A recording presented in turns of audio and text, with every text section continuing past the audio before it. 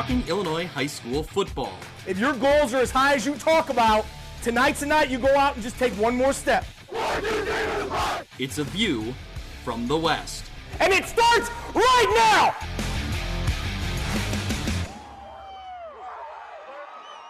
Welcome into View from the West podcast, brought to you by Breedlove Sporting Goods, part of the River Rivals Media Network, the podcast covering high school football on the western side of the state of Illinois. I'm your host, Greg Armstrong, joined by Mitch Stormer. Mitch, before we get into all the games and all the details, I got a quick game note we got to read here. It's hot off the presses, okay?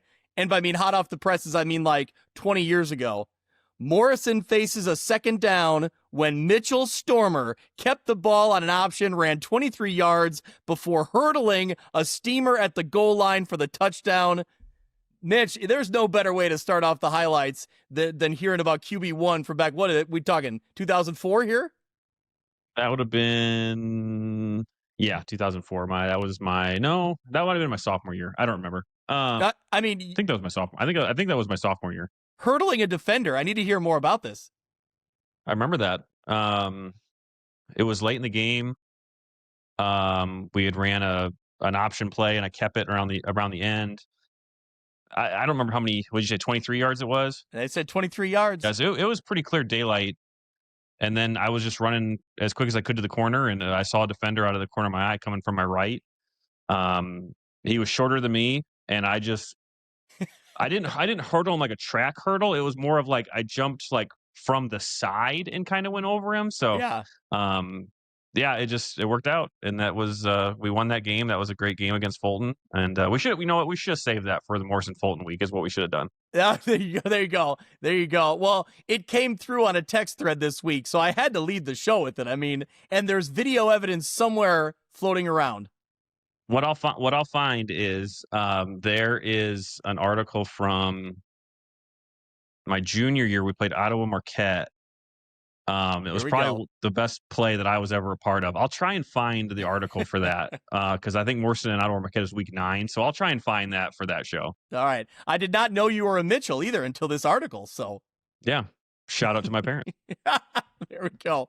All right. Well, enough about Morrison football from 20 years ago. No offense. It's great. But I think the listeners are waiting for, maybe some current day. So maybe it's from 2 days ago, not 20 years. There we go. So, hey, we're about to get in, talk everything that was week 1, look ahead to week 2. But if you haven't had a chance to go back yet, check out the Instant Reacts podcast. It was a ton of fun. We are live at 10:15 Friday night. Head coach Mike LeMay from Sterling Newman joined us after their big win over Princeton.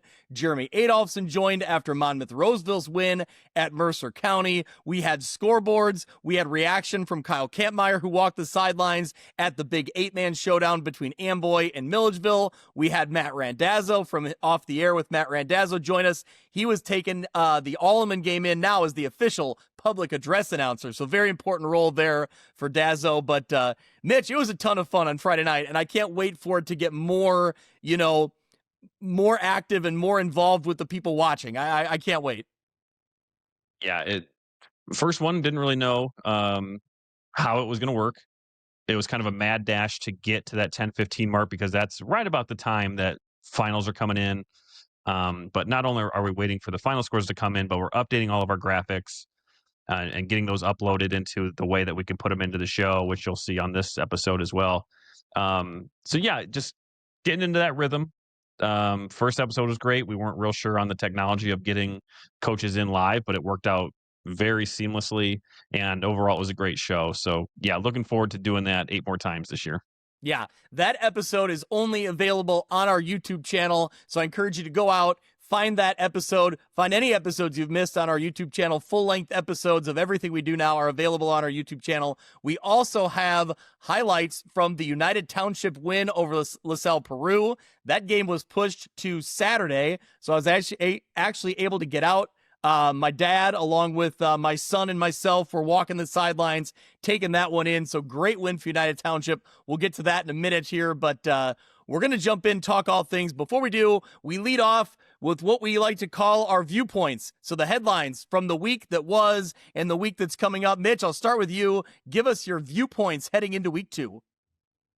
Well, I had mentioned this on the Instant Reacts podcast. I don't have a viewpoint from the perspective of what I learned from week one, because I think we'll talk about that more. So, but I wanted to use my time on my viewpoint to shout out a couple of ex followers who, going back to even last year, have always been providing us updates at games that they're out and about seeing. So just wanted to give them a quick shout out. And these are the three main ones from this weekend. Certainly we have more. But again, a week one shout out to Brycer Boy 1, giving big updates throughout EP and Kiwani on Saturday. Larry Cook 2403 was doing the same thing at the same game. He was also at Newman Princeton on Friday night. And then our guy Shimdog there giving updates throughout the Dixon and Rockford Lutheran game. So we so much appreciate all of our followers who are sending us updates at the games that they are at, sending us final scores. You know, usually there's one or two at the end of the night that I don't have, and just send out a quick tweet, say, hey, who has the Princeville score? And someone out there usually has it. So again, shout out to all of our followers. You make this show happen, and appreciate you. Yeah, absolutely. We appreciate everyone who's along for the ride every Friday night. Like Mitch mentioned, we really can't do it without you. You know, we can't be at every game. We can't gather every score unless you're sending some in once in a while. So we really do appreciate that. Mitch, from my viewpoint, I want to talk about how the weather affected games in week one, but I'm going to go out and say that week one was actually just the calm before the storm. So See what you did. Yeah, we had some weather, but I think it's just the lead in to what is in week two. Is it already rivalry week in week two? I think it's safe to say that. It's rivalry week, but this is also like top to bottom, at least right now, the best week of the year. And I don't mean that just because it's better than week one. I mean that if you look at from weeks 3 through 9, this is a stacked week. This is going to be a fun one. So, yeah, we'll talk about him down the way here when we get into each conference. Lena Winslow going up against Stockton. You have Byron playing Dixon. Elmwood, Brimfield, and Farmington meet up.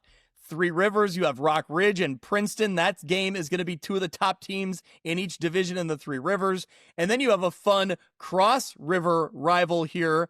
Geneseo is hosting Davenport Assumption. So we don't see many games where the Iowa side comes over to Illinois or vice versa. Really excited for that. Top to bottom here at every conference we look at, there are some huge matchups with, a lot of long-term, implications as far as playoff seeding and as far as division, conference championships. I mean, that's one in every conference, right? We have NUIC, we have the Big Northern, we have the LLC, we have the track, and we have the Western Big Six. So, yeah, again, like you said, top to bottom, going to be a fun week. All right, well, before we get into what we expect in week two, let's tell them who we got to thank, Mitch. Yeah, they already know tonight's episode is brought to you by our friends at Breedlove Sporting Goods, Western Illinois' premier sporting goods store for uniforms, apparel, equipment, awards, and online team stores.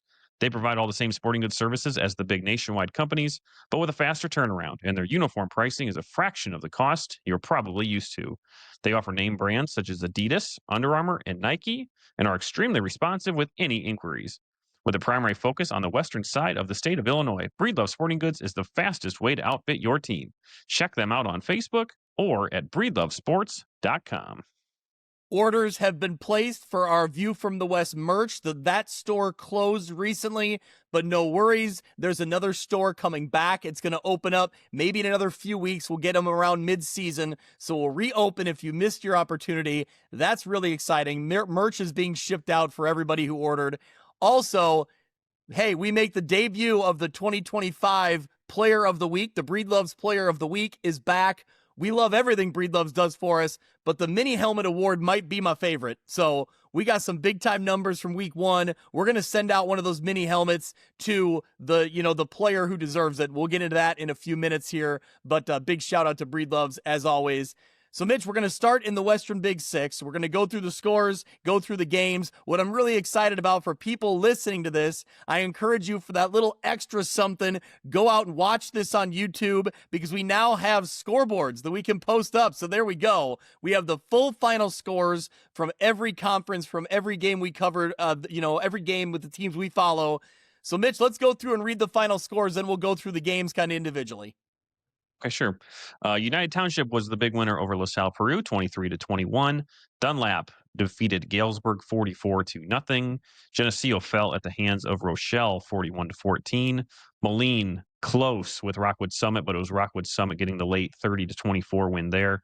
Quincy falls at the hands of Boonville, Missouri 27-19. Caneland defeated Rock Island 44-7.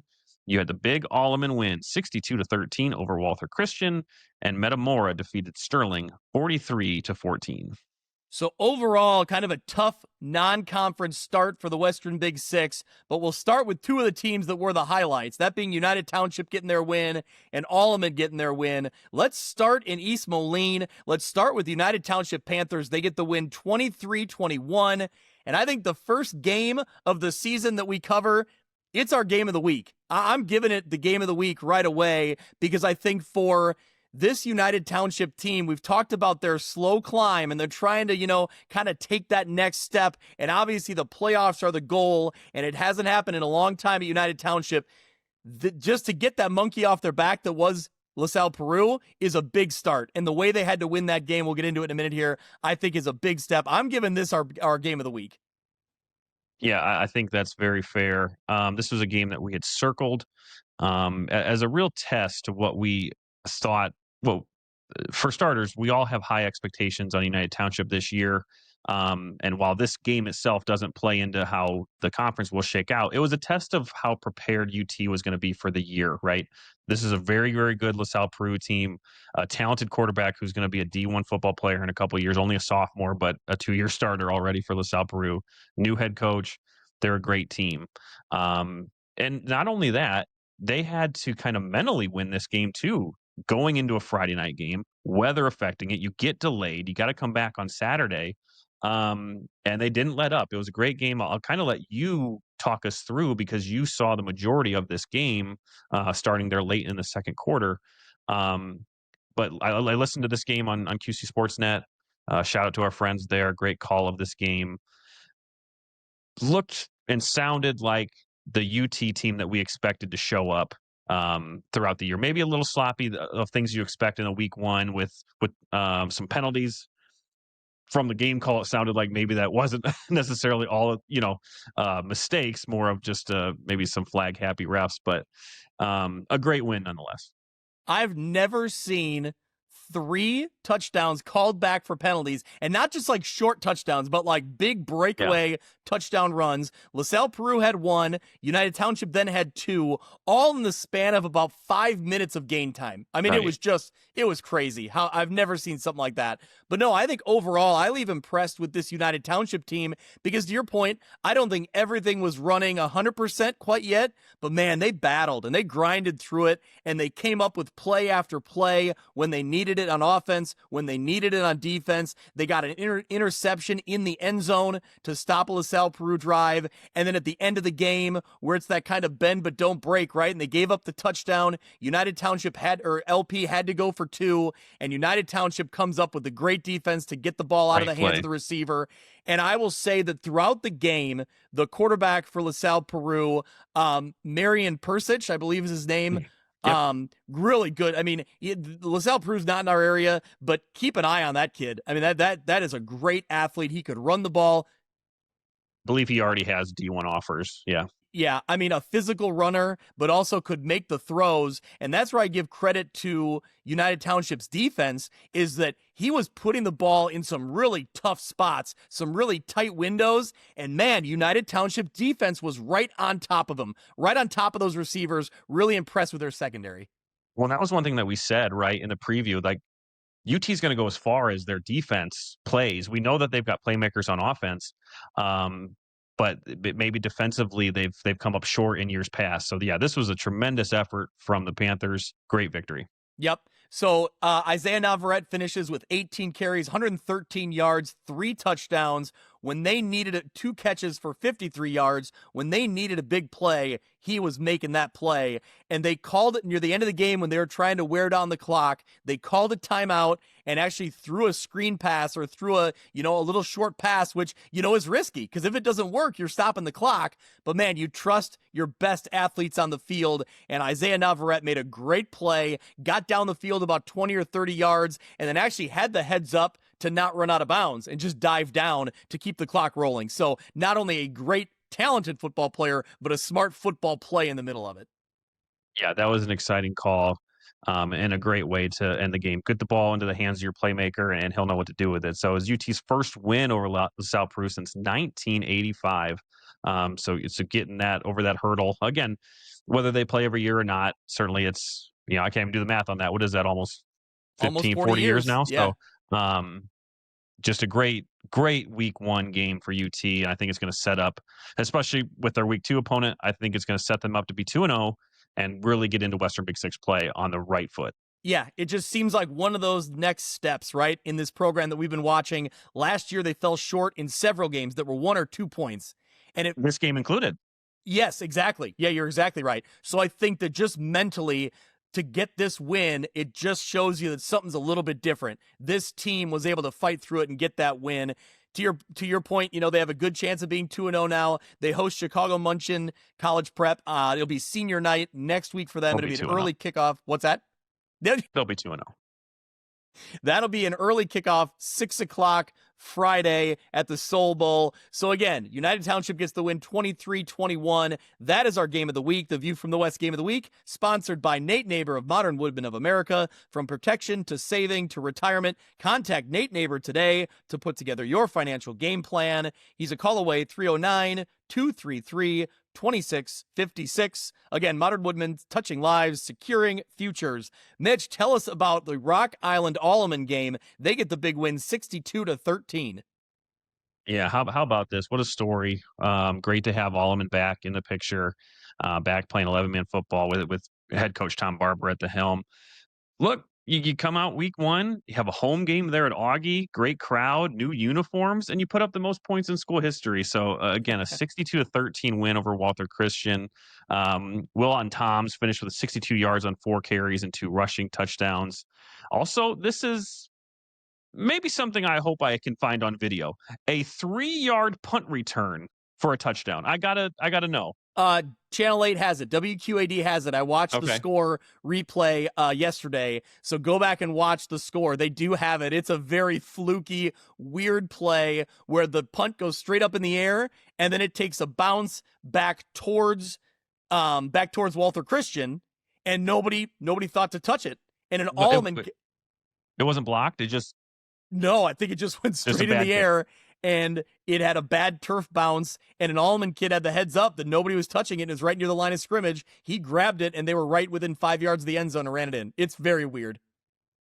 You could say with pretty good confidence the shortest kick return in the history of football without it being blocked. Yeah, it's up there. It's got to be up there. Yeah. Kyle Bowden had 135 yards rushing in the first half alone on 4 attempts, touchdown runs of 25 and 50. Alleman rushes for 294 yards in the first half on 16 carries.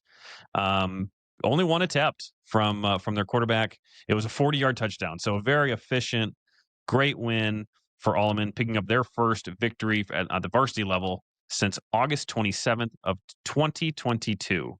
Yeah, a great night there at Alleman all the way around. And I get it. This Walter Christian team, it's not a great opponent, right? But it's a way to just build confidence and have a little fun on a Friday night to get Alleman back at that varsity level. Like you mentioned, quarterback Kelly Honert attempted just that one pass, but made it effective. So this Alleman team may be looking like the Alleman teams of old, right? Sticking to the ground and pound and see what they could do. If they could do it effectively. Thoughts on the black jerseys? They were a surprise to the players about an hour before the game. I liked them. I'm a traditionalist when it comes to Alleman. I think that I don't know if it's Kelly green or that shade of green and silver and white is just a great traditional look. When I think of Alleman, I think of those colors. But that was the first time I'd seen that jersey when they posted the video yesterday. I thought they looked great. So yeah. Whether they do that a lot or just on a couple occasions a year, a great addition to the Alleman UniView lineup.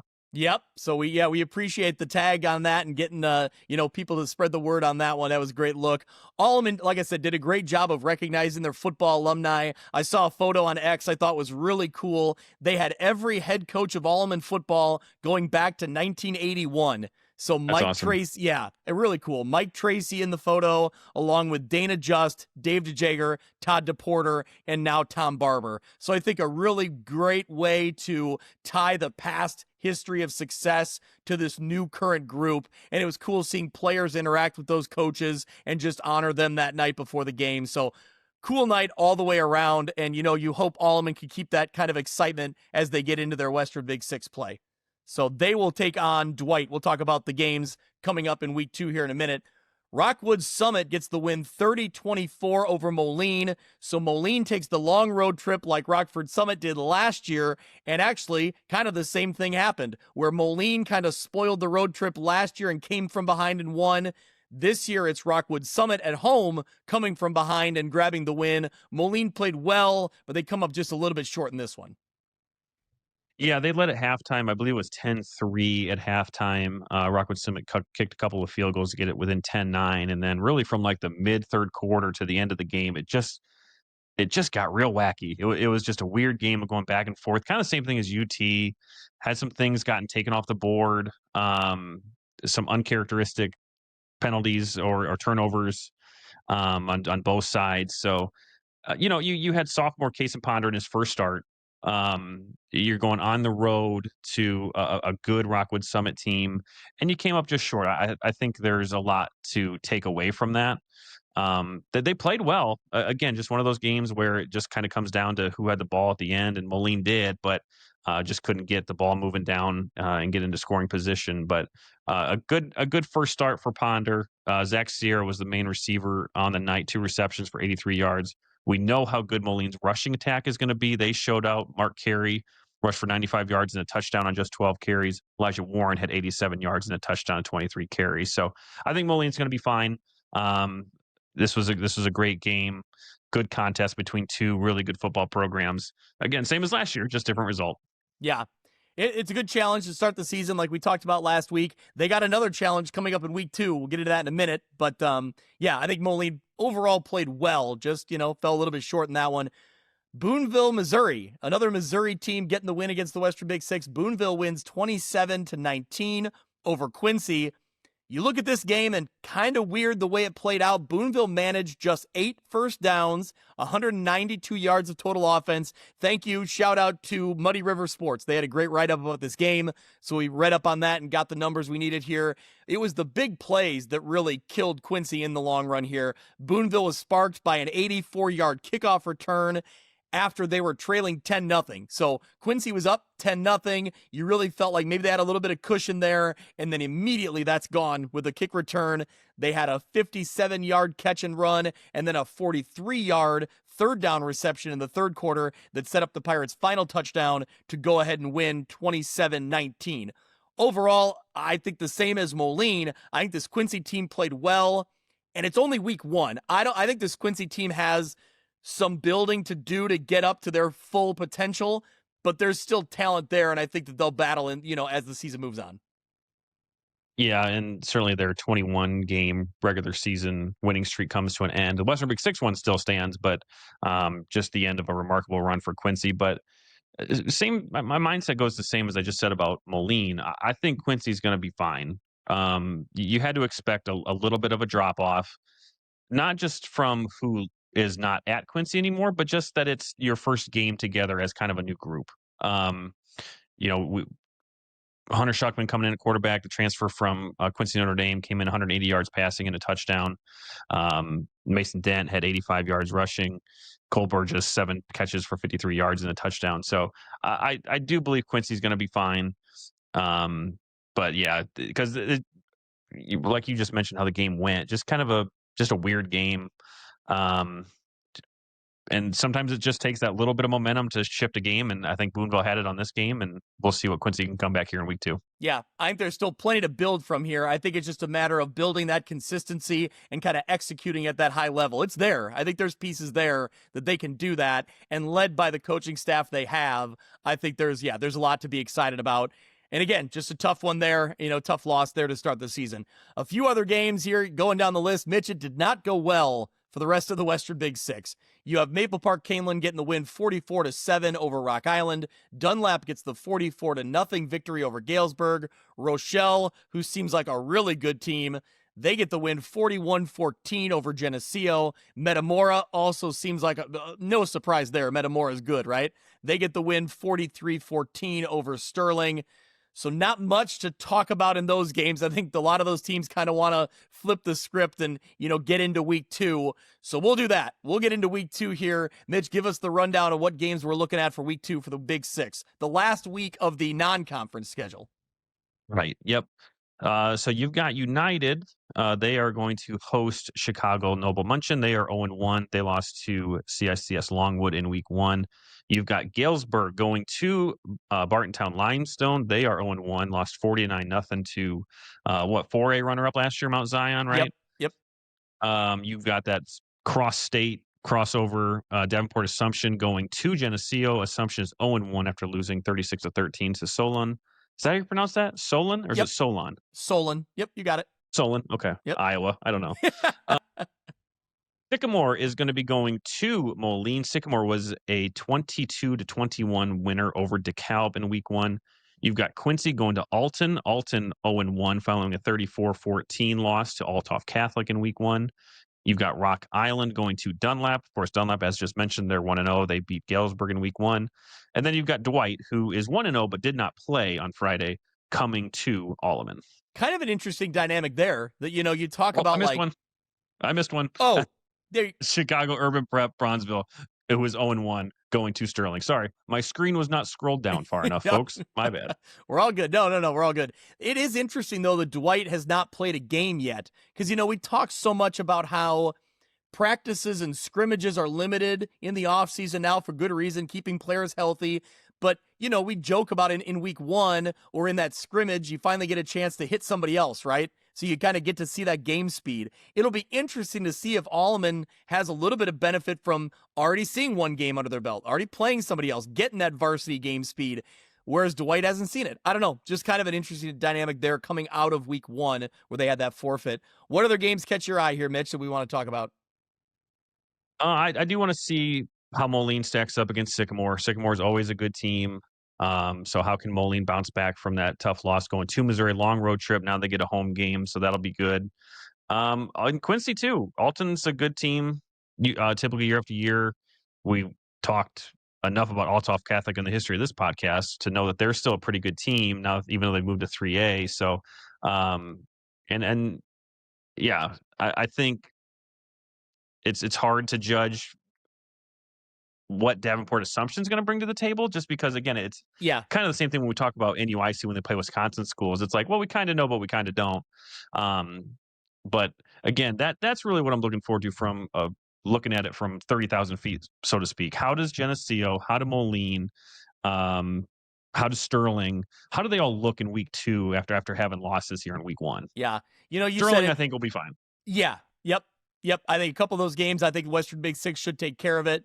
And, to your point, it's hard to scout some of these teams from out of state. But, hey, that doesn't stop them. That doesn't stop them from throwing a little heat on us at X when, when we talk about Quincy and then Boonville comes after us. So who knew? Sure.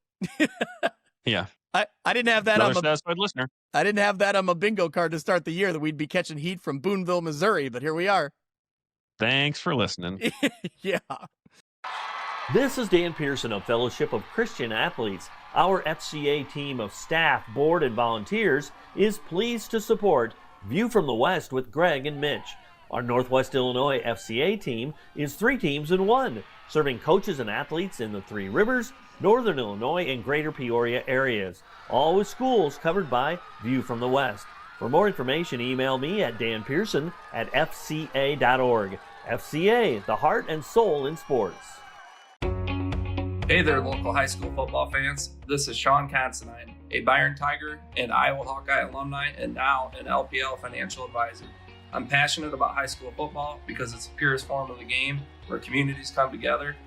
You can find me in my Byron office until I run off to football practice. I'm happy to talk about football or the markets. I'll leave that up to you. I want to wish everyone across Illinois a safe, successful, and memorable high school football season. Securities and advisory services offered through LPL Financial, a registered investment advisor, member FINRA SIPC. Hey, this is Brett Bielma, the head coach of the Fighting Illini from Prophetstown, Illinois. You're listening to the View from the West podcast. All right, should we get into the Three Rivers Athletic Conference? Coverage of the track is brought to you by Simulation Sports in Monmouth, Illinois. Visit thesimulationsports.com to book your golf or batting cage time today. Here we go, Mitch. Let's pull up the scores. Let's read through them. Yeah, Erie Provincetown with a 29-6 win over Kewanee on Saturday. You had Riverdale finishing late on Friday, 20-0 over Mendota. Monmouth Roseville, the 35-14 win over Mercer County. The big one in the track, Newman defeats Princeton 28-14. You had Rock Ridge blanking Sherrard 45-0. And then Orion finished late as well. Second half shutout to defeat Spring Valley Hall 40-21. Yeah, I think we got to start with that Newman-Princeton game. Again, we plugged it at the beginning of the show. If you haven't heard it yet, we had head coach Mike LeMay and his whole coaching staff actually live on the Instant Reacts podcast. Hearing his kind of breakdown of the game and what went well for them was really cool. And Mitch, you kind of had eyes on this one, so I'll let you kind of take it away. What'd you see? What'd you like about this Newman effort? Well, it was kind of, we talked about this on the Instant Reacts. It was a heavyweight fight, and it met the billing early. It was 14-14 before Newman scored on a Youngerman touchdown in the third. And then we asked Mike this very question, you're up 21-14 kind of midway through the fourth quarter. And certainly Newman's MO is going to be running the ball and trying to chew that clock. They go to the air. Evan Bushman throws a touchdown pass, and that seals it. But I think the story here, as it has been in years past with Newman, is that defense. It sounds like Princeton was given some looks, some options with Casey Etheridge. I mean, why wouldn't you do that with a weapon like Casey Etheridge that Newman kind of had to adjust on the fly on, and certainly a second half shutout and only holding Princeton to 14 points in general. Just a tremendous job by everyone there on the coaching staff and the kids. This was a fantastic win for Newman. We didn't now. Okay, let me say too, because on the Instant Reacts, I gave you some heat for not picking Monmouth Roseville when Coach Adolphson was with us. We did not bring up the fact with Coach LeMay that we all picked Princeton to win this game. So, I'm going to show some integrity here and make sure that hand up, I was wrong on this game too. So shout out again. Great win for Newman. I think it's going to propel them to have a fantastic season. And Princeton's another team now looking headed into week 2 with a tough game against Rock Ridge coming up. How do they bounce back? Yeah, I got a little side rant about making predictions here in a minute. I'll save it for a minute down the road, but I appreciate your open honesty here, Mitch. That's what we promote on the pod. So yeah, right. No, I was wrong. It won't be the last time. Yeah. I mean, we talked about it leading into this game that we both were obviously very high on Princeton and the weapons they have on offense and what they can do. But we called it out and said, if there's any coach you want game planning and scheming against an offense like that, it's Coach LeMay. And actually what I thought was really funny was he talked about one of his assistants, Coach Poposi. I think you're in pretty good hands if you have Mike LeMay and you have a descendant of Mike Poposi in your staff. That's a good start, So yeah, I think if you went through the lineage of all those coaches, there's going to be a long line of Newman history. So that whole staff, I'm sure, has been immersed in Big Blue Machine for a long time. Yeah, and we're impressed with the defense from Newman, but man, to have that confidence in a 3-year starter in Evan Bushman to make that pass in a clutch situation in the fourth quarter, I think speaks well, right? It's week 1, but that's a playoff type atmosphere, and you're coming away with that win. I think it goes a long way in that confidence and momentum for a team that has a lot of talent. On the other side, you look at Princeton, and your question was, they got the tough matchup now against Rock Ridge, and you're right. I think Rock Ridge comes in riding a lot of confidence and momentum off of a game against Sherrard. Sherrard's not the same type of opponent that Princeton just saw in Newman. So where do both these teams stack up? That's a really fascinating week 2 matchup. Maybe we'll talk more about it in a minute here, but just a great win for Newman all the way around. So let's keep going down the list here. Erie Prophetstown gets the win 29-6 on Saturday. That game was pushed all the way to Saturday. Keegan Winkler, 2 touchdowns rushing. I'll be honest, I'm really impressed with not the Erie Prophetstown won. I think maybe we thought this game might be a bit of a toss-up, but to win that convincingly, it kind of opens my eyes a little bit. They've beaten Kewanee 2 years in a row now. Yeah, how about the defensive effort from the Panthers? EP led 16-0 at halftime. Couple of fourth down stops in that first half, an interception that led to a touchdown. So, again, hand up. I had this one wrong too. I had Kewanee in this game, but again, shout out to the Panthers on a great victory here. Again, 16-0 at half, and they, and again, kind of like we talked about with United Township, it's tough to get ready, to get amped up for a Friday night game, and then Mother Nature comes in and says, "Yeah, we're going to delay this till tomorrow." So, shout out to that program for staying mentally ready and coming back in on Saturday afternoon, and really took care of business. Yeah, that's a nice win there for Erie Prophetstown. Another nice win. Riverdale gets the 20-0 shutout over Mendota. The first week 1 shutout for the Rams since 2007. Mitch, I don't even need to tell you where we get that stat from. You already know. Yeah, the listeners already knows. know. Stocking, delivering the goods there. The first shutout that Riverdale's had at all since 2011. So, a program, again, kind of similar to that United Township we talked about, trying to fight back towards the playoffs. This is a nice bounce, a nice way to start the season. Get a lot of confidence here early. Yeah, we've talked about kind of the ascension of Riverdale since they came back into 11-man and the job that Coach Derricks has done there. So a great win, a good kind of these milestone wins that they're doing something that they haven't done in a long time. So really looking forward to Riverdale's year this year. All right, Monmouth Roseville on the road at Mercer County gets the win 35-6. Nick Houston, 211 yards and a touchdown. The Titan defense grabbed 4 interceptions, 3 of them coming at the hands of Elliott Rogers. So really impressive effort offensively, defensively, all the way around. This Monmouth Roseville team was ready to roll. And Mitch, let me say, I don't really like making predictions, okay? Just period. I just don't. I don't really feel comfortable making predictions. Ty Taylor, I'm glad he does it. It brings a lot of excitement. It brings a lot of buzz to, what we're doing here. But overall, I just don't like it. And here's why. I jumped on the Mercer County bandwagon. I'm excited for some of the stuff they got. And I just thought, hey, let's go on a limb. Let's try something different. I would admit that, yep, I was picking the underdog in that game. I was trying something. It didn't work, but here we are. I'm glad that I was bus ride fodder for the rest of the way home from Aledo back to Monmouth Roseville. And, Jeremy could hop on and give me some crap about it. So it's fine. I'll take it. And I've learned my lesson now. I'm going to pick Monmouth Roseville, okay? There you go. Yep. It's a good strategy, really. It's a good strategy to pick them. Yeah, this is a great game. This is a game I listened to Ty Taylor on WRMJ.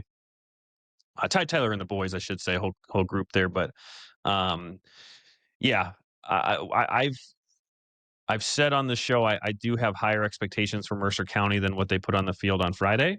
I also understand that Monmouth Roseville is a very, very good football program, and they're going to do this to a lot of teams. And Nick Houston going over 200 yards. It sounds like he was just a beast all over the field. Great win for Monmouth Roseville as they try and kick off, as they have kicked off, as the defending division champ there. Yeah, I think what you saw in this game was, you got to remember that it's Mercer County has all these, talented pieces back. It's a first-year head coach. A first year, back as a head coach. Fred Lucas has been a head coach in the past, but first year here as a head coach at Mercer County, and they've installed a new system running that wing T, and I think that they're still kind of in the learning process that a lot of programs go through with a new head coach. And a really great interview. He is on Sportsline with WRMJ and Ty Taylor every Saturday morning. Really great interview. He sat down and was pretty honest about how maybe going into this game against Monmouth Roseville, they tried to build in some different looks, or they tried to build in multiple things in their offense to try to keep Monmouth Roseville guessing. And that maybe by doing those things, he maybe overcomplicated the playbook. And so then there were some miscommunications. There was some confusion once in a while. So I think that I give credit to Fred Lucas for kind of recognizing that and kind of owning up to it, right? Just being honest with it. And I think that it's easily, you can learn from that, right? Now you kind of know what you need to do next week to kind of make it a little different. And so I think that the talent's there. I think there's a lot still ahead for Mercer County, but maybe this week it was just, it wasn't all working together right the way you needed to. And Monmouth Roseville's got a lot more depth of roster than Mercer County does. That's just, reality of kind of the different size programs. So that's something that I think played into a factor in this game as well. Yep, so no doubt about it. All right, couple more games here. Rockridge gets the big rivalry win over Sherrard, 45-0.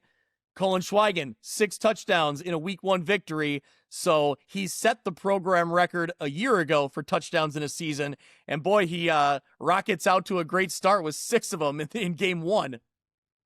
Yeah, no doubt. And this is even in a winning effort for Rock Ridge. I want to see. I don't know that Sherrard is going to be the measuring stick, I guess, to put it as delicate as I can. I'm excited to see how Rock Ridge looks against Princeton.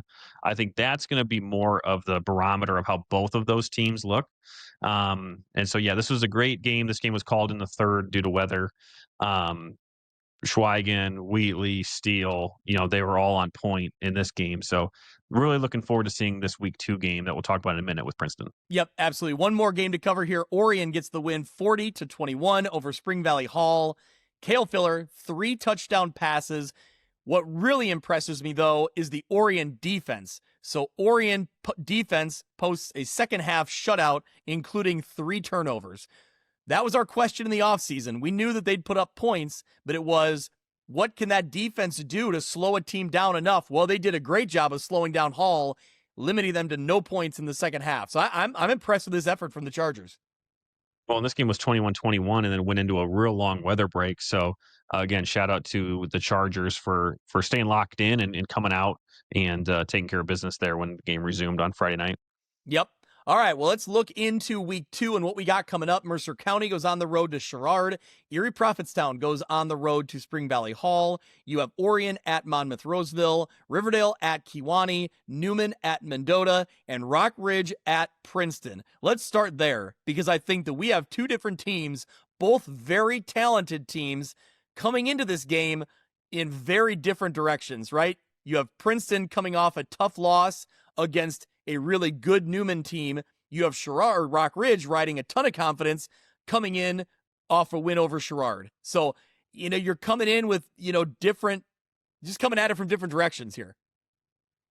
Yeah, I mean, do you take more stock in a hard-fought loss, or do you take more in a game that was really a bit of a walk? So I don't think either one of these teams will be relying too much on their week 1 result. I think, if anything, Princeton will be pretty motivated, right, to get back on the field against another cross-division rival in Rock Ridge. So, yeah, I'm looking for a little more from Princeton, and I'll credit that to Newman's defense for shutting this down because I know that Princeton is capable of more. Rock Ridge defense post a shutout on Sherrard. We'll see how they stack up in a game with a little bit more firepower coming at them. So that'll be a big game. I'm also really intrigued by Riverdale at Kewanee. Can Riverdale keep riding this momentum of a shutout in week 1? And again, Kewanee maybe didn't play as well as they wanted to on Saturday. Now they get a home game against Riverdale.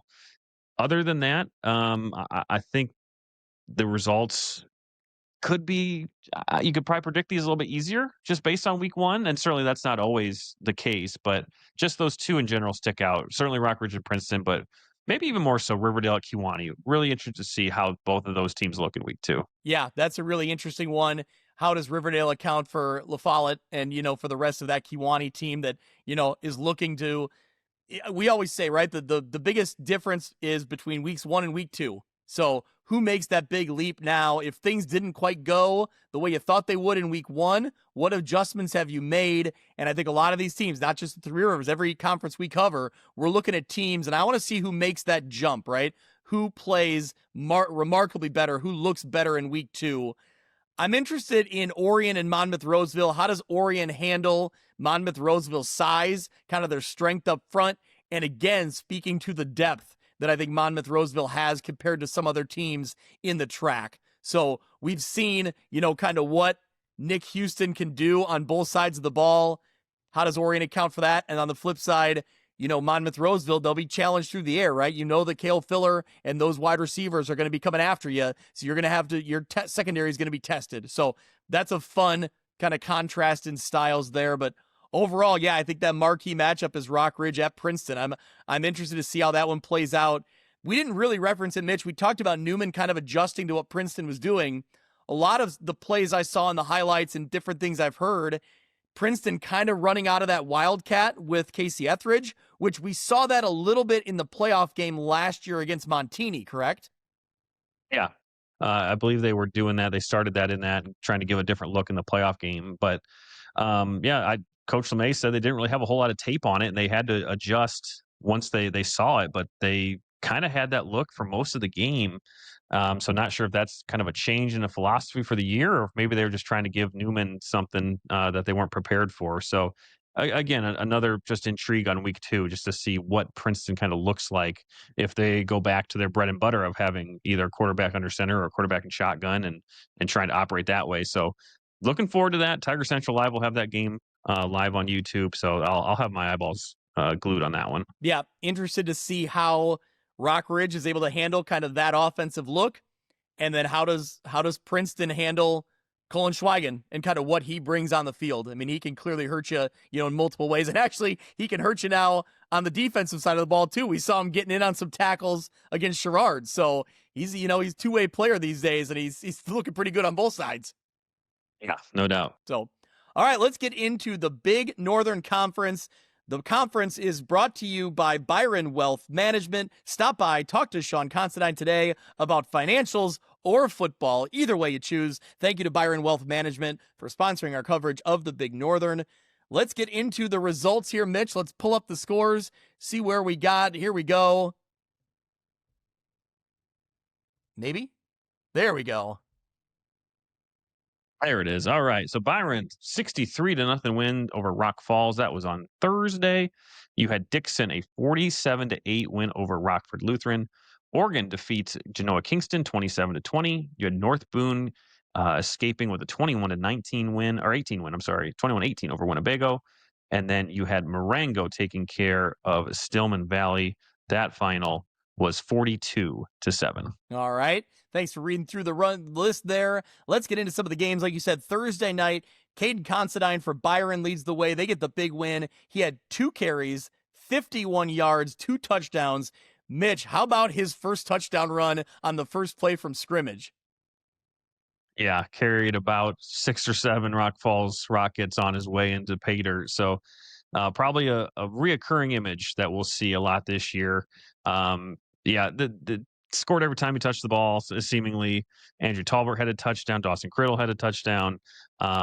This Landon Bonvalette had an interception return for a touchdown. This was all in the first half. So this was an easy win for Byron. They ended with 30 carries for 333 yards and 7 touchdowns. So kind of a warm-up game, no disrespect. It's kind of a warm-up game for Dixon here in week 2, which we'll talk about in a minute. But I expect to have this sort of recap a lot this year with this Byron group. They look reloaded. They look ready to go. Yeah. Well, as good old JR used to say, Mitch, business is picking up because next week we got Byron and Dixon. So Dixon gets the win 47-8 over Rockford Lutheran. Dukes led this one 34-0 at half. So like we said, similar to the Byron game, it seemed like this was basically a tune-up. Jager Kemp had 3 touchdowns, 2 passing, 1 rushing. You had Logan Mershon and Jake Zepzauer, each with a reception touchdown. Landon Carnegie added a rushing touchdown and a 42-yard punt return touchdown. So a lot of talent on the field. Dixon getting it done in week 1. We'll talk about that week 2 matchup in a minute here. A couple other games to get to.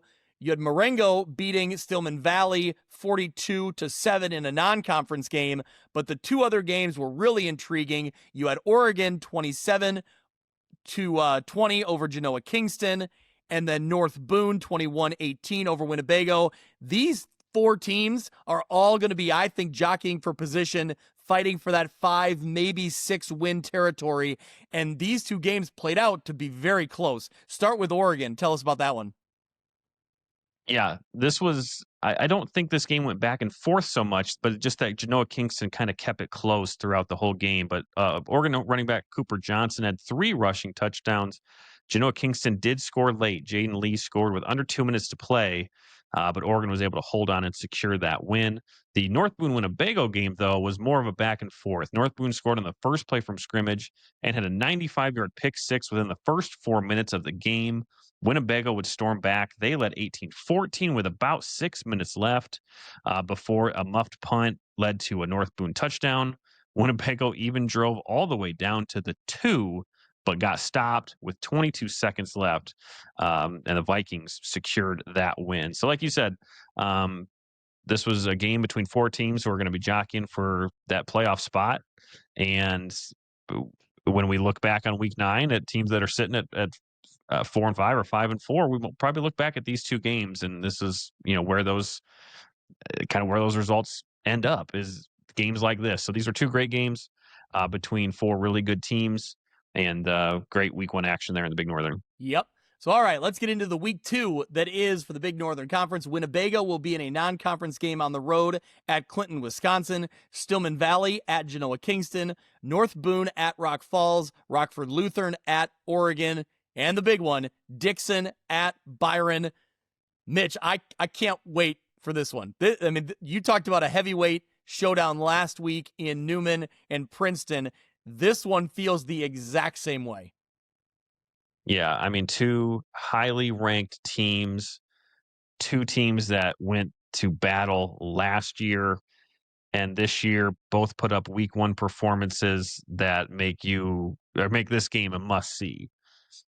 Really excited. I'm sure our Big Northern insider, Tanner Wilhelm, will be at this game.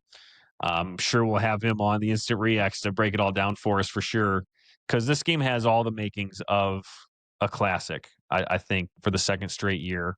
Again, both teams just absolutely clicking there in their week 1 games. Maybe the opponents weren't the highest of quality, so to speak. But they did what they were supposed to do. They looked great doing it. And now both teams on a collision course for Friday night. This game is going to be, as the kids say, Greg, a banger. Yeah, the kids do say that, Mitch, and you say that. So there you go. You're looking around the rest of the conference here, interested to see what Stillman Valley can do. They're on the road at Genoa Kingston. So can they bounce back after the non-conference, loss in week 1? North Boone and Rock Falls. North Boone looking at a chance to be 2-0. So that's a great opportunity there. Oregon also, I think, has a chance to be 2-0. So that's, huge, for those programs trying to get to those 5-6 wins, get to that playoff appearance. That would be a great start in conference play for them. And then, Mitch, have you scouted Clinton, Wisconsin? Can you give us the full scouting report on them? Okay. Thank you. Short and sweet. No, I have not. Okay. Thank you. Great update. All right. Yeah, that's the preview that the fans want to listen to on this show. All right. Let's get into the Lincoln Land Conference. We'll start on the large side of things. Here we go. Let's get the scores up, read through what happened in week 1, and break it down. Yeah, Illini West 68-6 winners over LVC. You had Elmwood Brimfield knocking off Knoxville 36-22. Farmington with the 51-28 win over West Hancock. Lacombe wins the big crossover game over Rushville Industry 28-14. You had Prue St. Bede winning 47-6 over Bureau Valley. And you had Annawan Weathersfield winning 44-14 over A-Town. Stark County with a nice win, 41. Oh, I'm going into the small schools. I'm just going straight for it. I was going to say, just keep reading. We got them. You had Stark County 41-14 over South Fulton. You had Rova Williamsfield winning over United 20-12. And then you had Princeville beating Havana 54-7. All right, so there's all the scores. Let's start in the Lincoln Land large side of things. It was Illini West getting the big win, like we said, 68-6 over LVC. Chargers rushed for 285 yards, 6 touchdowns. Mitch, they're now winners of 7 of their last 8. They're playing really good football, riding that momentum from last year. Yeah, the only loss in that mix was to the eventual 2A state champion. So, yeah, shout out to the Chargers. They're playing really good football of late, going back to last year, like you said. Yep. Elmwood Brimfield got the win 36-22 over Knoxville. And stop me if you've heard this before. They rush for a lot of yards, 334 yards for the Trojans. Lane Johnson contributed 173 with 2 touchdowns. Logan Estes had 128 yards and 1 touchdown. So a great effort there from Elmwood Brimfield. That sets up a big matchup with Farmington. Farmington got the win in week 1, 51-28 over the Titans from West Hancock. Yeah, and this was a close game early on. Shout out to the West Hancock Titans. Coach Dorothy played really well in that first half before Farmington kind of took control there in the second half. Newcomer there, sophomore running back Braden Brewer had just under 200 yards. Jack Gronwald, who we anticipate to have a very good year, had 130 all-purpose yards. So great win for Farmington. They just keep doing what Farmington does. And racking up these regular season wins. So, yeah, like you mentioned, Farmington and Elmwood Brimfield was a great game last year, and looking forward to that one in week 2. Yep. One of the more anticipated matchups from week 1 was that crossover between Macomb and Rushville Industry. Macomb gets the win 28-14. Bombers Drake May, 14 tackles, plus 90 rushing yards and 2 touchdowns. Man, have a day, Drake May. Yeah, you said it. Rushville Industry scored first in this game, and Macomb rattled off a couple of touchdowns to kind of set them apart. We anticipated this one. Rushville Industry had a great year last year, as did Macomb. But again, the Bombers looked great in this one. Drake May, great game. The rhyme was very unintentional, but it worked. So there we go. Yeah, you nailed it. Peru St. Bede gets the non-conference win 47-6 over Bureau Valley, spoiling Pat Elder's debut as the Storm head coach. So tough road game there. Kind of a surprising lopsided result. I don't know. Again, I don't know if I'm surprised at the outcome. I thought maybe either team could win this game, but I'm hoping for a little more out of Bureau Valley down the way, and I'm sure that we'll see more out of them, obviously. This is a tough start. Yeah, and I'm sure Coach Elder would agree with you on that. He said he's had better feelings waking up on a Saturday morning, but never been more motivated. So, not the showing that the Storm wanted to put out there in week 1. Maybe Peru St. Bede's going to have a really good group this year. I think they do have some talent, but certainly Coach Elder and the Storm going to look to bounce back in week 2. Yep. All right, let's get into some games on the small side of things. Anawan Weathersfield gets the win 44-14 over A-Town. Titans actually found themselves down 14-0 early. Mitch, you texted me with the eyes emoji, like maybe an upset was brewing, but A&W quickly erased that thought. Give us some of the numbers here, Mitch. Big time rushing effort for the Titans. Yeah, they were over 400 yards on the ground. 3 different Titans eclipsed the century mark. Maddox Heitzler, 111 yards, 2 scores. Devin Orey, 147 yards and 2 touchdowns. And Nick Thurston, 146 yards and 2 touchdowns. So all names that we anticipate to have a great season. This is a great Anawan Weathersfield attack. And yeah, I did text you that. I saw the score, and we knew A-Town had some players coming back, and I think they'll have a fine season. But Anawan Weathersfield quickly showed why they are also going to have a very good year with the players that they have. Well, Mitch, we call out the skill positions, the players making the big numbers here, but they're not doing it alone. This Anawan Weathersfield offensive line deserves some recognition here, and I think it's time to award the first ever Godfather's Pizza Offensive Line of the Week award. If you got multiple players going over 100 yards, there's some big boys up front getting the job done and paving the way. Yeah, this is fun. We've talked about this in a couple of the preview shows, but to give away an Offensive Line of the Week award, it's well overdue. And shout out to our friends at Godfather's Pizza for making this happen. Shouting out the big fellows up front here: Ryan Rosnow, Ryder Specht, Wyatt DeSplinter, Carson Germenk, Aiden DeValkenair, Kaysen Specht, and Jackson Dunn were the names that Coach Grip gave to us. So shout out to the offensive line and their efforts there in this big win, paving the way for those 400 yards rushing. Yes, they are our Godfather's Pizza Offensive Line of the Week. Those guys got 2 large one-topping pizzas coming, courtesy of our friends at Godfather's Pizza in Silvis. So congratulations to them. Great effort, great win in week 1 for the Titans. A few more games here. Stark County gets the win 41-18 over South Fulton. Rebels' Connor Dahm scores 3 times. He had a pick 6, a kick return, and a 26-yard reception. We love that kind of game. Those are some fun stats. But yeah, just the all-purpose weapon there for Stark County. Great game for Connor Dahm. Jackson Knobloch scored a pair of touchdowns, and Riley Mastridge scored one from 18 yards out as well in the 4th. So, we knew that Stark County is going to look a little different this year from years past. Some youth on the field, but boy, they didn't show it in this one against South Fulton. So great win for the Rebels. Yep, one more game, or a couple more games here. Rova Williamsfield gets the 20-12 win over United. Coach Goldstrand called this the cleanest week 1 game on both sides of the ball that he's seen in a while. So we talk about a lot of teams trying to work through some things and, trying to improve from week 1 to week 2. You got to feel good if you're Rova Williamsfield getting the win and doing it where you feel like, things were clean. Things were working the way we wanted them to. Things were, being effective on the field. So good sign there for the Cougars. Yeah, and Coach Goldstrand said that a lot of their production was from underclassmen. They're going to be sophomore heavy this year, sophomore quarterback efficient, 8 to 9 passing for 100 yards, and other. Again, you've got underclassmen or guys that don't have a ton of varsity experience really leading the way for the Cougars. So great win here in week 1 for Rova Williamsfield. Yep, one more game. Princeville gets the 54-7 win over Havana. Princes hold the Ducks to 81 total yards. Princeville, on the other hand, runs for over 300 yards. Noah Geiger, 123 yards, 4 touchdowns. Great effort from him. Close, really close to a player of the week, a Breedlove's player of the week. That's almost getting there. So maybe a name to watch down the road. He may get one of those helmets eventually. It's close, but I'm impressed overall with this Princeville effort. I mean, to come out of the gates, it's a team we were, excited about, thinking they'd be near the top of the conference, and they really looked the part in week 1. Yeah, close game last year, not a close game this year.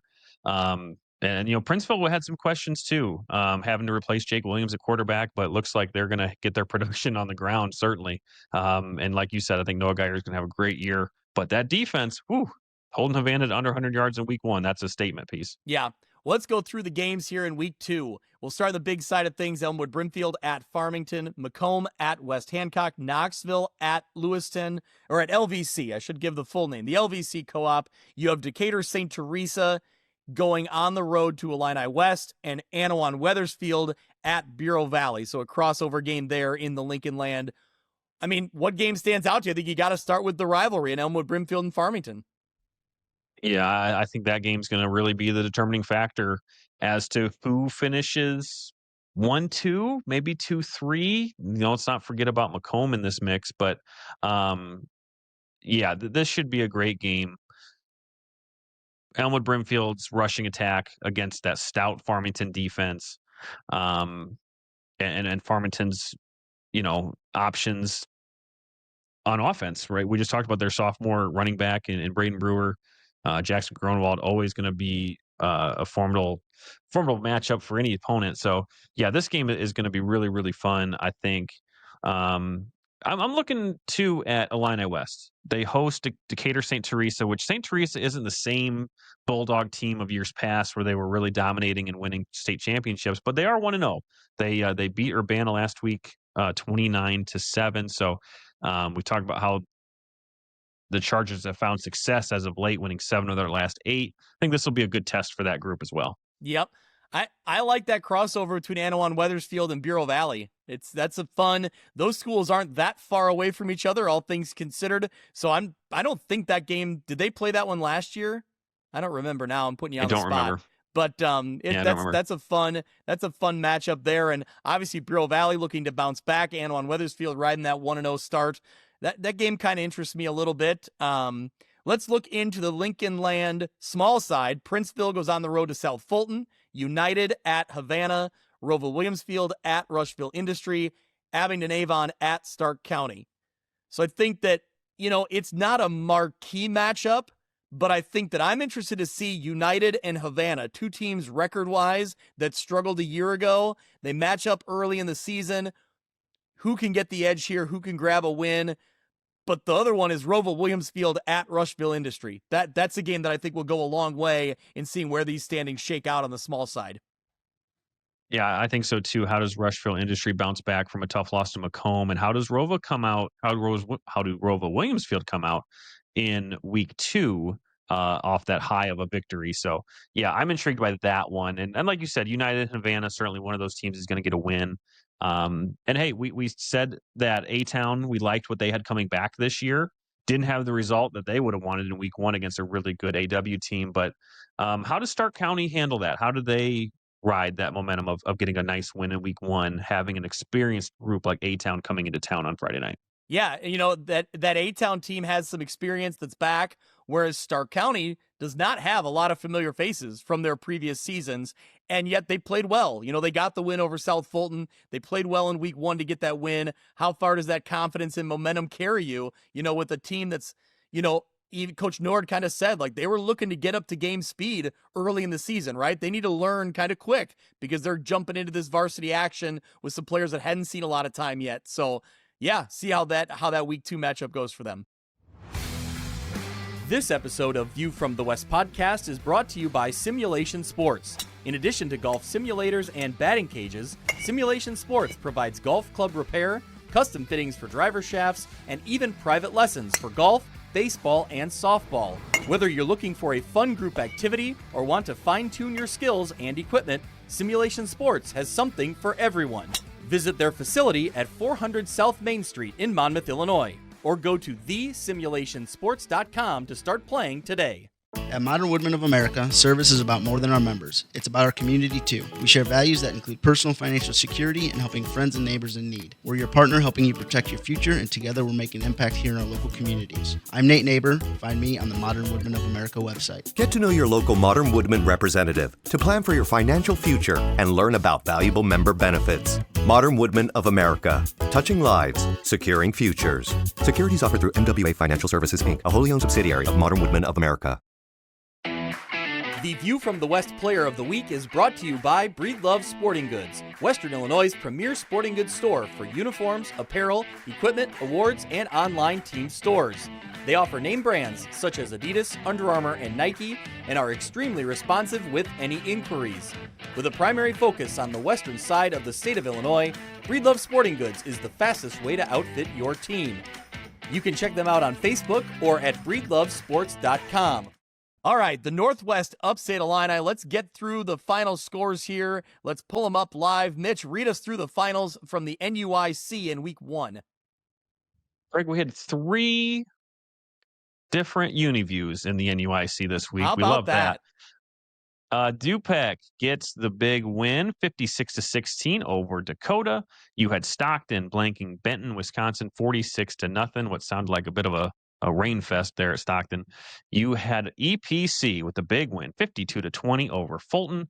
You had Lena Winslow in the rivalry game, 50-12 over Forreston. And then Galena and Morrison in a tight matchup in week 1. Galena came away with the 22-14 win. Well, let's start with Lena Winslow. Start with the the team that made it to the state championship game a year ago, and it seems like they're always making that state championship game run. Lena Winslow gets the win, 50-12 over Forreston. Give us some of the numbers here, Mitch. It's impressive, every year. Greg, let me ask you, did you see the video of Alex Schlichting's run? I have not seen video of this, no. Okay, it was either I think he had a 56-yarder and a 44-yarder. And if you're familiar from back in the day, do you remember that Reggie Bush run against Fresno State where he's like running down the sideline, he kind of comes to a complete stop and switches field? Yes. It's not like totally the same, but you see Schlichting, and we all know how fast Alex Schlichting is, running down the sideline, and he makes one of the quickest cuts back into the inside I've ever seen and just scampers the rest of the way. It's just a complete misdirection. Unbelievable play, but one that we've seen a lot of times from Alex Schlichting. He was all over the place, 151 yards and 3 scores. Aiden Wild had a great night, 145 yards and a touchdown. As again, the Panthers just do what they do. They roll into next week's game against Stockton. They're going to be debuting that new field. We're going to see this fast Lena Winslow team on their brand new turf. I can't wait to see what that game's going to look like. Yeah, that's going to be a ton of fun. So let's go through a couple other games here to get to. Galena gets the win, 22-14 over Morrison. Roman Romer goes 10 for 20, 131 yards, 2 touchdowns. He also added 46 yards and a touchdown on the ground.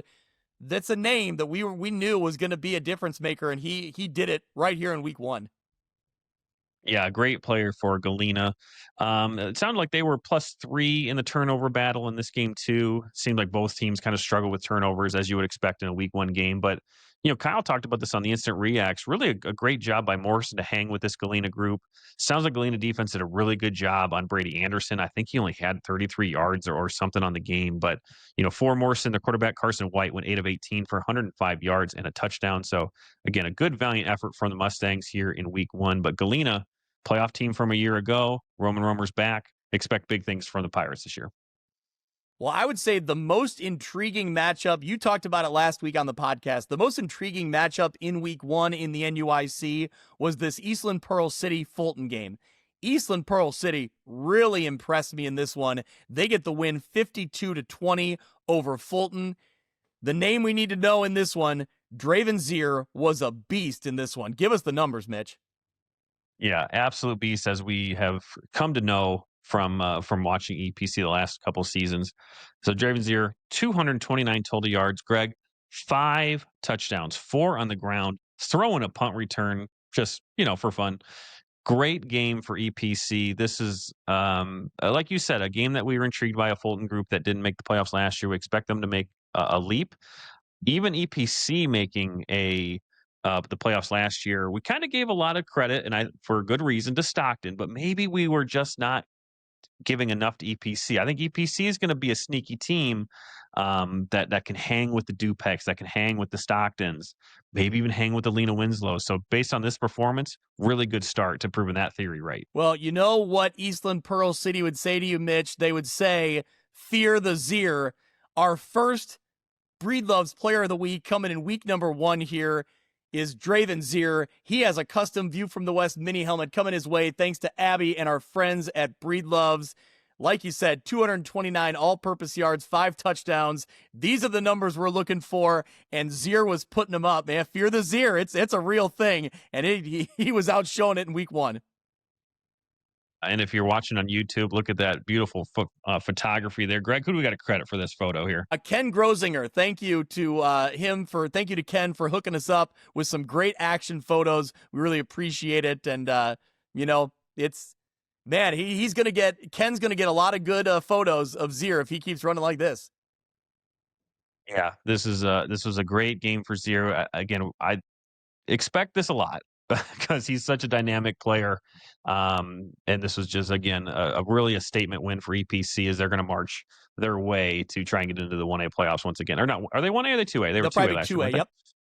2A, yeah, I'm sorry. So back into the 2A playoffs this year. Yep. So congratulations to Draven Zier on being our Breedlove Sporting Goods Player of the Week, and congratulations to Eastland Pearl City on getting that big victory. All right, couple more scores here. Also, for sure. We had Will Burchin of EPC becoming the all-time tackles leader in the NUIC. That's a huge honor. 346 tackles and counting. So congratulations to Will on a fantastic career, and many more tackles to come this regular season. Yeah, when you say most tackles in the history of the Northwest Upstate Illini, that carries some weight. That's a real deal kind of record. So congratulations to Will too. That's getting great numbers on both sides of the ball for Eastland Pearl City here. So, all right, Dupek 56-16 over Dakota. The new look Rivermen, Mitch, tell us about maybe some things looking a little different. They're kind of falling into the ways of the NUIC. The Rivermen are now a running team, I guess. How about this? 22 rushes for 301 yards, highlighted by Dermot Dolan. We've called that name out a lot the past couple of years. 135 yards on just 7 carries and 3 touchdowns. Lucas Rossau, Brady Moore, and Tyler Tunak all scored for Dupek as well. So, yeah, we were used to seeing the Hoffman brothers and a big passing attack. But now Dupek's kind of keeping it on the ground, and they had a great week 1 win here with that kind of new look offense, if you will. Yep, there you go. Stockton gets the non-conference win 46-0 over Benton, Wisconsin. The Blackhawks rush for 289 yards. Carter Blair, 99 yards rushing and a touchdown. He added a 26-yard touchdown pass. Noah Larson threw for a pair of touchdown passes as well. So Stockton looking good on the field, and maybe looking good in the Uniview aspect as well. What did you think of that? So it was just to all set black, the scene, right? Stockton debuted an all black, well, not all black uniform, black pant. They still have their maroon helmet. But what do you think of that? I mean, I think that for a lot of teams, the black doesn't always work, but man, their colors are just classic, right? That the maroon and orange just works well. It seems like with almost everything. So I thought it looked good. I will say that their all maroon set would look really good. I guess when they're on the road, they were at home this week though, so they'd be wearing usually maroon with yellow pants. But yeah, what did you think, Mitch? I thought it looked good. I think they were good. I again, kind of the same thing as Rock on Alm, and more of a traditionalist. I really love Stockton's uniform set. I believe you said orange too, by the way. That's a mea culpa on your part. Oh, not orange. Not orange. I wouldn't let that slip. But yeah, you know what? I'm always a fan of alternate uniforms. I love it when they try something new. So I'm fine with it. But next week when we get Lena Winslow and Stockton, I want to see that traditional uniform look, which Lena Winslow has new uniforms too. And I think they really upgraded their look from what they had last year. So they're really running it back now. That's like what did Kyle say? It's a reference to like their teams in the 90s or the early 2000s? Yeah, I think so. If you think of, for anyone listening, the old New Orleans Saints uniforms type. So still, the helmet still looks the same with the Panther Wildcat type of head logo on the helmet, but new stripes, kind of a new color scheme. The gold is a little bit different, so it's a really, really nice look. Clean uniform. Well, kind of some thicker stripes, some old school like thicker football stripes there. So yeah, new look for Lena Winslow, new look for Stockton. Was there a third one that you mentioned? EPC had new uniforms. Wow, there you go. And they were all black, right? We just saw them. They had blue tops and black pants. Blue tops, black pants with the black helmet in the cat logo. So that's always a pretty good look. They do a pretty good job out there too. Their look is pretty clean, pretty crisp. So, all right, let's look into the matchups in week 2. Forreston at Dakota, Dupec at Fulton, Stockton at Lena Winslow, as we talked about, Eastland Pearl City at Morrison, and Benton, Wisconsin, who we just saw. They will go on the road to Galena. So Stockton and Lena Winslow's the big one. And I think that's where we'll start here. It's a game that Stockton hung around with them in the regular season a year ago. And then in the playoffs, Lena Winslow came into Stockton and really blew that game open by halftime and especially into the third quarter. So I think this Stockton team, they return just about everybody. So we know the firepower Lena Winslow has. This is just a lot of talent on the football field here. It should be a classic NUIC battle.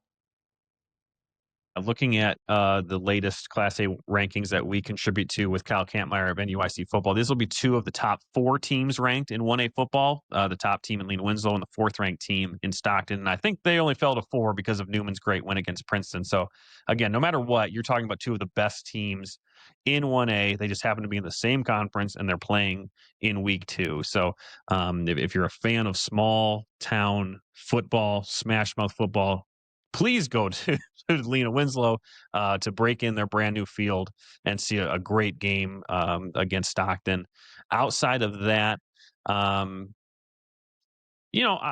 do want to see how Fulton responds coming with or hosting Dupec. Dupec's rushing attack coming to Fulton. So maybe giving a similar look to what Draven Zier provided. Dermot Dolan is a great back for the Rivermen. And then let's see how EPC responds. Can they keep the momentum going to Morrison, going on the road now? Can they keep that momentum going? Yeah, I think you look at Galena's got a good shot of being 2-0 here with the kind of result that we saw with Benton from last week with Stockton. So that's a great, start to the season for Galena potentially.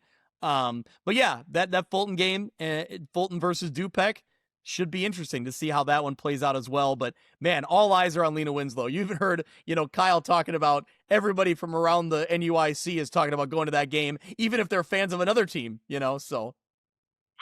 We might have to, did Ty say if he's going to Rock Ridge, Princeton? He's been no, I believe Ty does every WRMJ game for Mercer County.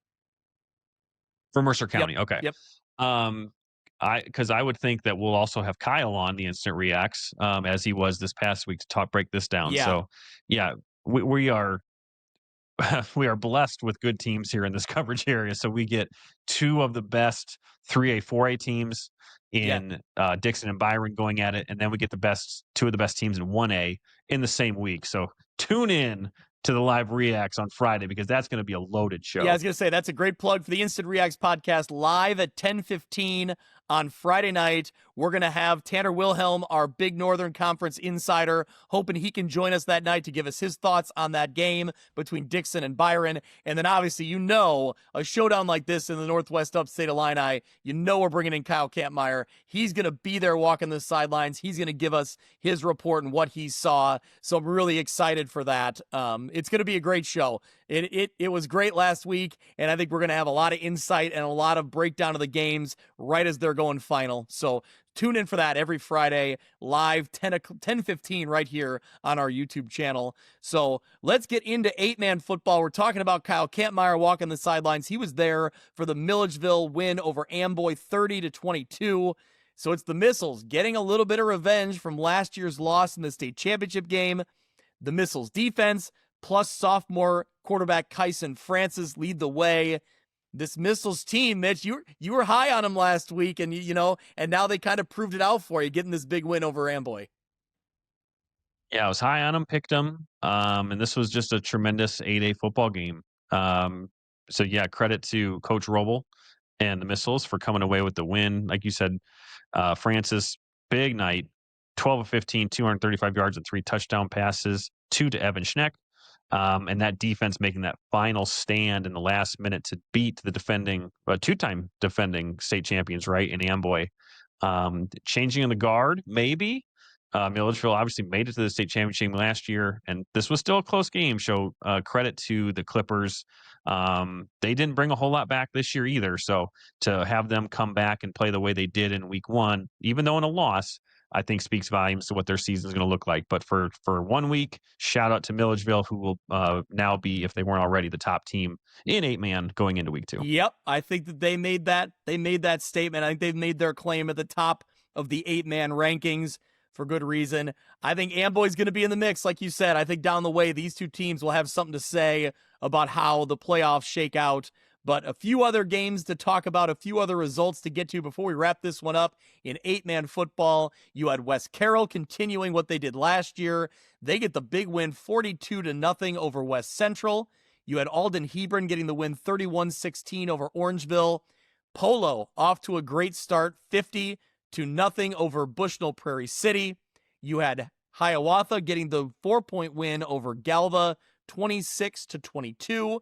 And Ridgewood getting the win over River Ridge, 50-14. So a new head coach out there in Ridgewood, and they get the job done. A big win, a new head coach, but a familiar name getting the carries for the Spartans. Yep. Great win for Ridgewood. Gavin Franks, 211 yards, 4 touchdowns, 351 yards on the ground for Ridgewood. Great performance and forcing 4 turnovers. So yeah, Ridgewood new coach, but they're going to be just as good, certainly by the results of this week 1 matchup. Looking ahead to week 2 in 8-man, just running through IHSA real fast. You've got Milledgeville they're hosting Madison Abundant Life out of Wisconsin. You've got West Carroll fresh off their big win. They will be hosting West Prairie. Orangeville hosts South Beloit. You've got Polo going on the road to Cornell Woodland Flanagan. You have Ashton Franklin Center hosting West Central. River Ridge is going to go to Bushnell Prairie City. And going to, Greg, off the top of your head, which division is Amboy in? Are they in the West? I believe they'd be in the West. In the West, let's go down the West or real fast. The Northwest. You've got Amboy going to Rockford Christian Life. Are they playing 8-man this year? I believe they are. Yes. They are. Okay. You've got River Ridge hosting Alden Hebron. We've talked about all these other teams already. Let's say Peoria Heights going on the road to Galva. There you go. All right. Hey, Mitch, before the show on Friday at 10:15 live on YouTube, can you go out and run around your house a couple times and then come in completely winded to read scores like Brian Stocking? Yeah, I'm going to come in at like 10:20 and just be completely out of breath for seemingly no reason. and I'm going to read off the scores as they come in. Stocking is a gem. Man, he was gassed. He was trying to read through highlights and he was getting so anxious. Like, I don't know the backstory and I don't want to know it because I want my imagination to run wild, but I like to think that Kuffler was probably maybe messing with him. Maybe they locked the door just to see how he would escape. No. So I like to just let my imagination run as to why that happened. And if you don't know what we're talking about or haven't seen it, go onto our X account. We retweeted a video from our friends at the Score of Stockpile just coming on to set and out of breath because he had to run around the building for unannounced reasons and just giving scores by the very last parts of his breath.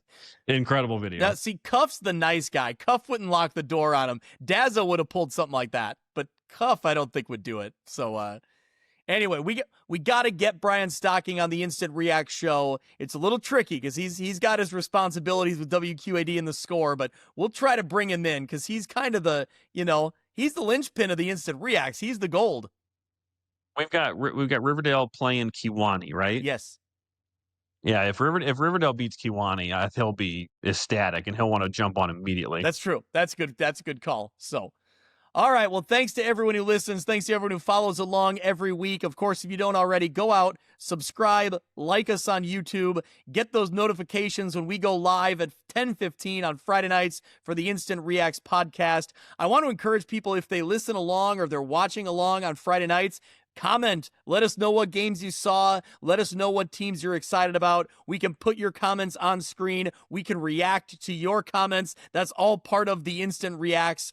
We're going to plug it on X. I really want if coaches, if athletic directors, if fans, if people have video, if people have fan shot video that they're really excited about, send it our way. We can put video live on our air and show some highlights from the games around our area. I think it'd be great. That'll go along with the scoreboards that we create, that Mitch creates. I don't want to give myself credit. That Mitch creates, he pours over it. Those graphics look great, Mitch. They're a huge addition on a Friday night and for this show as well. So thank you, sir. Yeah, that's a fun wrinkle to have this year. So hopefully everyone, certainly we love however you consume this View from the West material.